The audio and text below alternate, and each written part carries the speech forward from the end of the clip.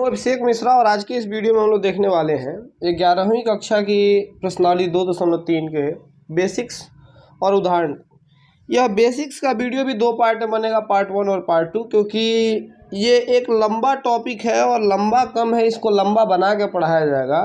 क्योंकि अगर आप 11th-12th में बात करें कि मैथ में सबसे इम्पोर्टेंट टॉपिक क्या है तो फलन है, क्योंकि कोई ऐसा चैप्टर नहीं मिलेगा आपको 12th में जिसमें इसका प्रयोग न हुआ हो। तो फलन का प्रयोग 12th में भरपूर हुआ है, सब प्रत्येक चैप्टर में हुआ है। तो इसीलिए आपको ये जितना ज़्यादा समझ में आ जाए वो उतना अच्छा है। सबसे पहले इसकी परिभाषा मैंने लिख दी है कि सामुच्चय ए से सामुच्चय बी का संबंध एफ। अच्छा, संबंध को तो सर आर से दिखाते थे, फिर यहाँ आपने एफ क्यों लिखा है? तो फलन को एफ से दिखाते हैं। तो फलन भी एक प्रकार का संबंध होता है, मतलब फंक्शन भी एक तरह का रिलेशन होता है। तो जब फंक्शन की बात आएगी तो उसमें एफ से दिखाएंगे, रिलेशन की सिर्फ बात होगी तो आर से दिखाएंगे।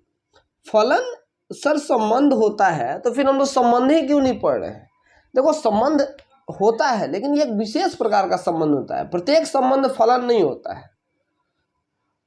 अब फिर वापस अपने विषय पे आते हैं। समुच्चय ए से समुच्चय बी का संबंध एफ फलन कहलाता है यदि समुच्चय के ए के प्रत्येक अवयव का समुच्चय बी में एक और केवल एक प्रतिबिंब होता है।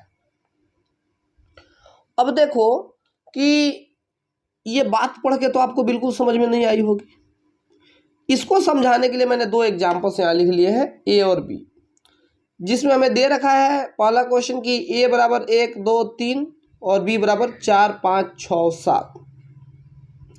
और एक रिलेशन हमें दिया हुआ है कि x, y such that y बराबर x प्लस 3, जहाँ है x एलिमेंट है a का और y एलिमेंट है b का। तो इसको लिखते हैं r बराबर x का x एक एलिमेंट है तो 1 लेते हैं और y का मान कितना आ जाएगा? 1 जोड़ 3 4, इसमें है 1, 4। फिर दूसरा देखते हैं, 2 लेंगे तो 2 में 3 जोड़ेंगे तो 5 आएगा, 5 इसमें है तो लिखते हैं 2, 5। तीसरा 3 है तो 3, 6। तो इसमें देखो, इसमें ए के प्रत्येक अवयव का सेट बी में प्रतिबिंब है कि नहीं है? है। केवल एक ही प्रतिबिंब है, दो ठो प्रतिबिंब नहीं है। ये बात समझ रहे हैं आप? इसको मैं ये डायग्राम द्वारा दिखाता हूँ, आपको ज़्यादा समझ में आएगा। ये ए और बी मैंने बना दिया, ए और बी, 1, 2 और 3, यहाँ है 4, 5, 6 और 7। तो 1 का 4 के साथ संबंध है, 2 का 5 के साथ है और 3 का 6 के साथ है। अब आप यहाँ देखेंगे कि ए के प्रत्येक अवयव का एक और केवल एक ही प्रतिबिंब है, मतलब ए के प्रत्येक अवयव का एक ही प्रतिबिंब है ना। 1 का 4 है, ऐसा तो है नहीं कि 1 का 4 भी हो गया और 5 भी हो गया, ऐसा तो नहीं है। 1 का सिर्फ एक प्रतिबिंब है, 2 का भी 1 है, 3 का 1 है और कोई खाली नहीं है। इधर का खाली रह जाए तो कोई बात नहीं, प्रत्येक अवयव का होना चाहिए। ए के प्रत्येक अवयव का बी में केवल एक प्रतिबिंब होना चाहिए। ऐसा तो नहीं कह रहे ना कि बी का प्रत्येक अवयव किसी का प्रतिबिंब होना चाहिए, ऐसा कोई शर्त नहीं है। कह रहे हैं ए का प्रत्येक अवयव बी का एक प्रतिबिंब बी में होना चाहिए। अब देखो, प्रतिबिंब और पूर्व प्रतिबिंब मैंने नीचे टॉपिक लिख रखा है, पर अभी मैं इसको समझाता हूँ कि प्रतिबिंब का यूज तो आ रहा है। तो प्रतिबिंब कहते हैं ऑर्डर पेयर में आगे वाले को प्रतिबिंब कहते हैं और पीछे वाले को पूर्व प्रतिबिंब कहते हैं, मतलब इसको इमेज और इसको प्री इमेज कहते हैं। तो इस प्रकार ये संबंध जो है एक फलन है, तो इसको हम एफ से भी दिखा सकते हैं। तो यह पूछ रहा है क्या कोई संबंध फलन है कि नहीं, तो यह फलन है। अब दूसरे संबंध का देखते हैं, r = x, y, जहां सच दैट y बराबर 2x और यहाँ भी वो शर्त है, मैंने लिखा नहीं, x is the element of a और y is the element of b। ये हर जगह, अच्छा ये नहीं भी लिखो तो काम चल जाता है, आपको पता होता है कि हाँ पहला अवयव a से होना चाहिए और दूसरा b से होना चाहिए, ये तो पता है। ये एक्स्ट्रा मतलब थोड़ा सा और सुंदर करने के लिए लिख दिया जाता है, इसीलिए मैंने यहाँ पे नहीं लिखा। अब आप देखो r बराबर क्या लिख सकते हैं, x जो है वो कोई भी लेस सेट a का होता है। एक अगर x बराबर, पहले मैं यहाँ दिखाता हूँ, 1 2 3, यहाँ ज़्यादा अच्छा समझ में आता है ना सर, बच्चों को फिगर ज़्यादा समझ में आता है थ्योरी से। 4 5 6 7 दिख रहा है। अब देखो कह रहे x कॉमा वाई, वाई ऐसा होना चाहिए कि वो x का दोगुना हो, तो अगर x का मान 1 लेते हैं तो y का मान दोगुना, 1 का दोगुना 2, इसमें तो कुछ है ही नहीं सर, ये तो बेचारा खाली रह गया। फिर x का मान 2 लेंगे, यहाँ x का मान 1 2 3 है ना, तो 2 लेंगे तो 2 दूना 4, 3 लेंगे तो 3 दूना 6। अब बोलो ये फलन मतलब आया क्या, 2 का 4 के साथ, 3 का 6 के साथ, 1 का क्यों नहीं हुआ सर? अरे 1 का दुगुना 2 होगा ना, देखो ना y बराबर 2x है, x का मान 1 रखोगे तो y का मान 2 आ जाएगा, तो यहाँ 2 तो है ही नहीं, तो ये किसके साथ बनाएगा? तो इसीलिए हमारा सेट ए में एक एलिमेंट तो खाली रह गया। अब ये जब खाली रह गया, इधर का खाली रहे कोई बात नहीं, इधर का खाली रह गया, यहाँ क्या कह रहा है कि ए के प्रत्येक अवयव का, ए का प्रत्येक अवयव का समुच्चय बी में होना चाहिए और सिर्फ एक ही होना चाहिए, तो यह संबंध एक फलन नहीं है। आशा करता हूं कि आपको फलन ऐसे समझ में आया होगा। लेकिन 12वीं क्लास में जब हम जाएंगे, 11वीं में तो ये हमारा परिभाषा काम कर लेगा, ठीक है, लेकिन 12वीं में सिर्फ इस परिभाषा से काम नहीं चलेगा, तो उसको थोड़ा सा डिटेल्ड में बताता हूं कि फलन क्या है। तो फलन का एक ऐसे मैंने, ये कोई परिभाषा नहीं, ऐसे मैंने कुछ लिख लिया आपको समझाने के लिए कि फलन एक संबंध है जिसमें हम x का मान पूर्व प्रतिबिंब के रूप में रखते हैं और y का मान माने y या fx का अलग अलग मान प्रतिबिंब के रूप में प्राप्त होता है। बात वही है जो उसमें कह रहा था, लेकिन ये थोड़ा सा अलग तरीके से आप समझो। इसमें a b सेट आपको कुछ नहीं मिलेगा, आपको फलन दे दिया x, fx बराबर x स्क्वायर, और अब आपको क्या करना है, x का मान आप 1 रखिए, क्या हो जाएगा यहाँ 1 का स्क्वायर बराबर 1, f का मान 2 रखिए, 2 का स्क्वायर बराबर 4, f का मान 3 रखिए, 3 का स्क्वायर बराबर 9। समझ रहे बात को? मतलब फलन आपको एक ऐसे बस कुछ दे देगा, और ये 12th में आपको प्रत्येक चैप्टर यही करना है। आपको ये फलन दे दिया, और ये फलन जब आपको मिल गया तो इसमें आपको x का मान रखना है, fx का मान आ जाएगा, x का मान रखना है, fx का मान आ जाएगा, और fx को ही y कहते हैं। कहीं y लिखा हुआ हो तो आप घबराइए नहीं, इसका ग्राफ भी बनता है बाबू, इसका ग्राफ भी बनता है। जैसे मैं इसका ग्राफ ऐसे पार्ट 2 में जब हम टाइप ऑफ फंक्शंस पढ़ेंगे तो वहाँ ग्राफ को डिस्कस करेंगे, यहाँ ग्राफ पे नहीं जाते हैं। ठीक उसी प्रकार एक और फंक्शन दिया हुआ है, f1 बराबर क्या हो जाएगा, तो 1 + 2 बराबर 3, f2 बराबर क्या हो जाएगा, तो 2 + 2 बराबर 4। ऐसे आप कोई भी कुछ भी यहाँ रख लो, प्रत्येक का अपना अलग अलग अलग अलग मान आएगा। समझ रहे बात को? तो ये हमारा फलन का मैं समझता हूँ कि बेसिक्स तो क्लियर हो गया। अब इसके कुछ एग्जाम्पल्स को देख लेते हैं, और उसके बाद पार्ट 2 में जब टाइप ऑफ फंक्शंस पढ़ेंगे और उसके बाद उसके एग्जाम्पल्स को कुछ हम देखेंगे। सबसे पहले उदाहरण 10 जो कह रहा है, मान लीजिए n प्राकृत संख्याओं का समुच्चय है। n समझते हैं, n मतलब एक समुच्चय है जिसमें प्राकृत संख्याएं हैं। मैं लिख लूँ, n एक समुच्चय है जिसमें प्राकृत संख्या, प्राकृत संख्या किसे कहते हैं? मैंने बोला गिनती की संख्याओं को प्राकृत संख्या कहते हैं, 1 2 3 4 5 6 7 8।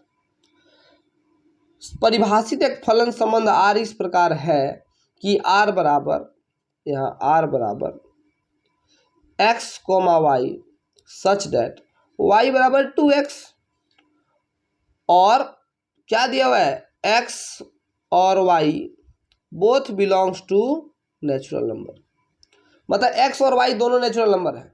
तो r के प्रांत, सहप्रांत तथा परिसर क्या है? तो चलो r को मैं पहले तो रोस्टर रूप में लिखता हूँ। x का मान आप 1 रखेंगे, 1 तो यह आ जाएगा y बराबर 2x, तो 2 आ जाएगा। फिर x का मान 2 रखोगे तो 4 आ जाएगा। फिर x का मान 3 रखोगे तो 3 दूना 6, 6 आ जाएगा। 4 रखोगे, सॉरी माफ कीजिए, तो 8 आ जाएगा।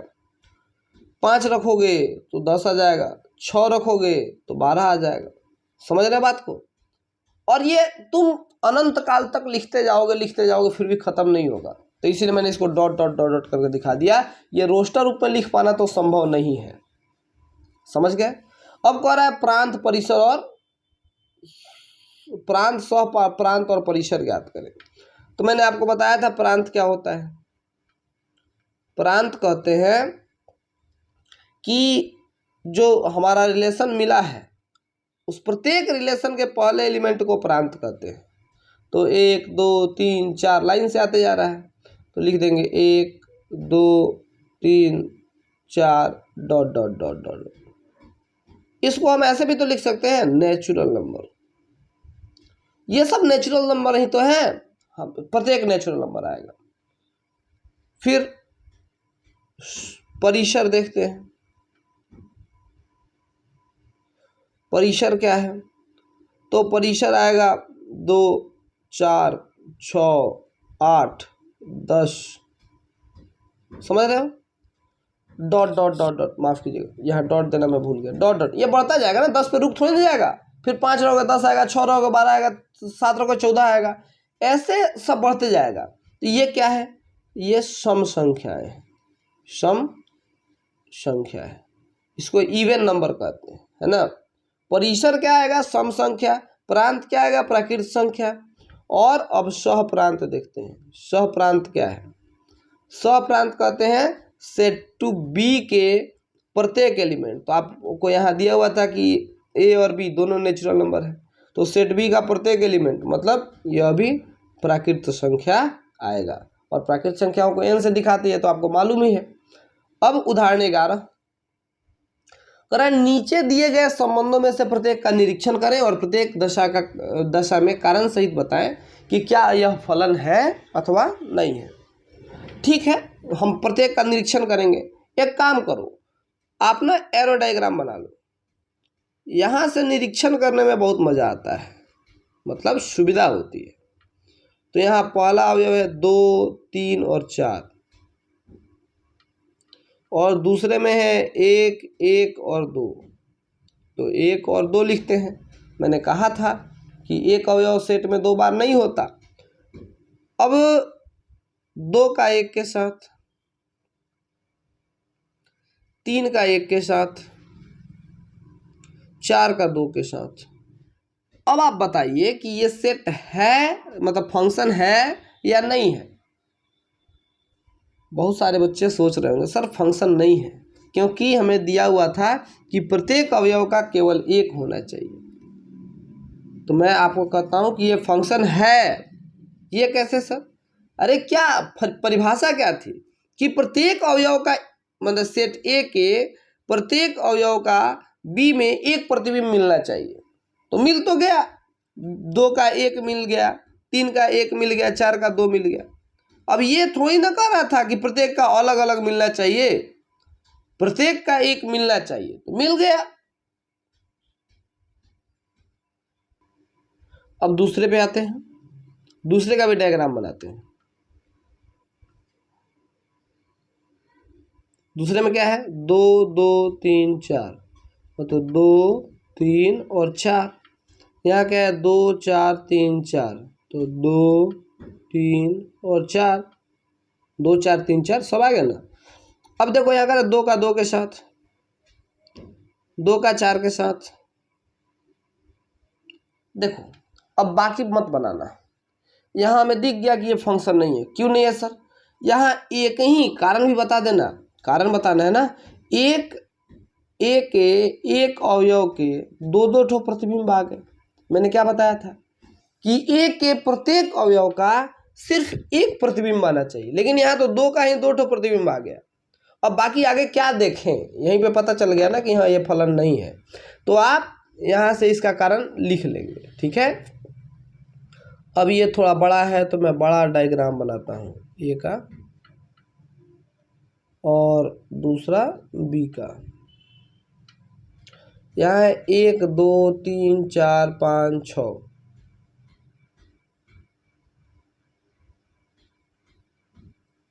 6, 2 3 4 5 6 7, 1 का 2 के साथ, 2 का 3 के साथ, 3 का 4 के साथ, 4 का 5 के साथ। अब देखो यहाँ प्रत्येक एलिमेंट का अलग अलग मतलब इमेज है इस सेट में, तो यह संबंध है, इसमें तो कोई दिक्कत ही नहीं किसी को। तो 11 भी हो गए कंप्लीट। 12 देखते हैं। ये मैंने आपको फलन का जो दूसरा परिभाषा बताया था उससे ये आपको बहुत आसानी से समझ में आ जाएगा। अगर मान लीजिए n वास्तविक संख्याओं का समुच्चय है f N to N, f x बराबर 2x + 1, मतलब सेट ए भी नेचुरल नंबर होना चाहिए, सेट बी भी नेचुरल नंबर होना चाहिए। तो परिभाषित एक वास्तविक मान फलन है।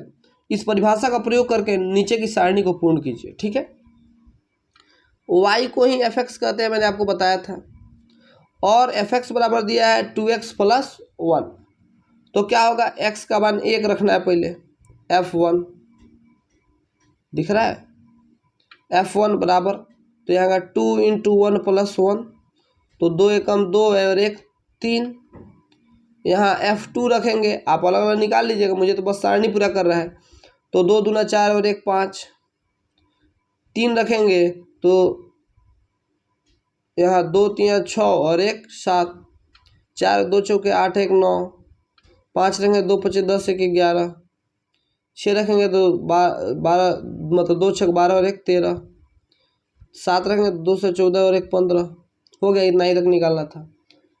तो ये एक वीडियो कंप्लीट होता है। इसका पार्ट 2 आएगा जिसमें हम बचे हुए इसके बेसिक्स, देखो ये चैप्टर मैं बोल रहा हूँ ना कि 11th 12th का सबसे इंपॉर्टेंट चैप्टर है, मतलब टॉपिक फलन।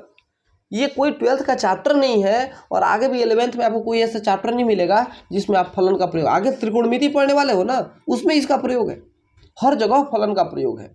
तो इसीलिए इसको गंभीरता से पढ़िए, और मतलब इसके बेसिक्स को भी मैं 2 पार्ट में बनाऊंगा। इसका पार्ट 2 आएगा, और वो उसमें कुछ बचे हुए एग्जाम्पल्स हैं वो हो जाएंगे, और मतलब जो बेसिक्स बचा हुआ है वो हो जाएगा। तो अभी के इस वीडियो को इतने ही पे रोकते हैं। Thank you.